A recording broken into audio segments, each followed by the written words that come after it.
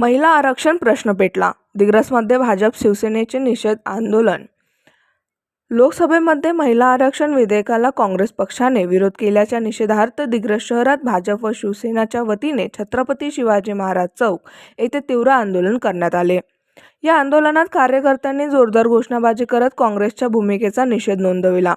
महिलांना राजकीय क्षेत्रात योग्य प्रतिनिधित्व मिळावे ही काळाची गरज असून अशा महत्त्वाच्या विधेयकाला विरोध करणे म्हणजे महिलांच्या हक्कांवर गदा आणण्याचा प्रकार असल्याची प्रतिक्रिया आंदोलनकर्त्यांनी व्यक्त केली. आंदोलनात भाजप व शिवसेना स्थानिक पदाधिकारी, कार्यकर्ते तसेच नागरिक मोठ्या संख्येने सहभागी झाले होते.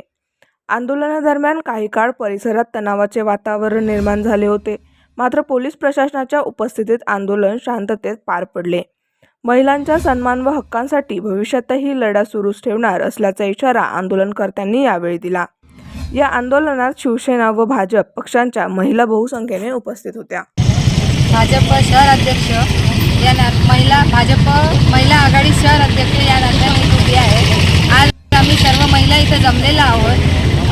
आमच्या सर्व पक्षांनी 33% महिलांसाठी जे आरक्षण आणलं होतं तर ते आरक्षण लागू झालं पाहिजे होतं, परंतु काही विरोधी पक्षांनी या बिल पास होऊ दिला नाही.